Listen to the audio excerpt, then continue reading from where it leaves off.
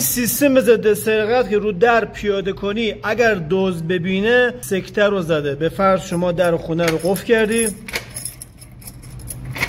و رفتی بیرون و دکمه قفل ریموت رو هم زدی. خب در قفل سارق میاد با هر ترفندی که شده مغزی رو میشکنه، به فرض اینجوری به دو قسمت تقسیم میکنه و اون مغزی که از خودش داره رو وارد در میکنه. اصلا مغزی خاصی نیست، مغزی معمولی وارد در میکنه.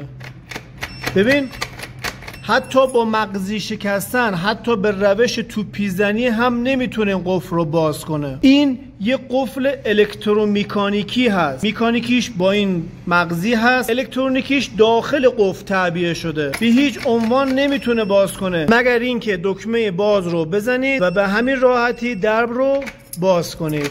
این یک سیستم ضد سرقت جدیده توسط مهندسین ایرانی ساخته شده. روش توپیزنی با این روش دیگه کنسله. در ضمن این قفل جایگزین قفل بالایی درب ضد سرقت میشه.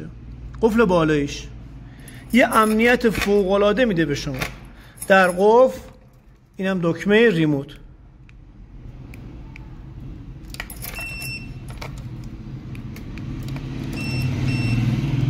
دیگه باز نمیشه. حتی اگه کلید رو هم به دزد بدی نمیتونه در رو باز کنه. جهت دریافت قیمت و اطلاعاتی بیشتر عدد 32 رو برامون ارسال کن.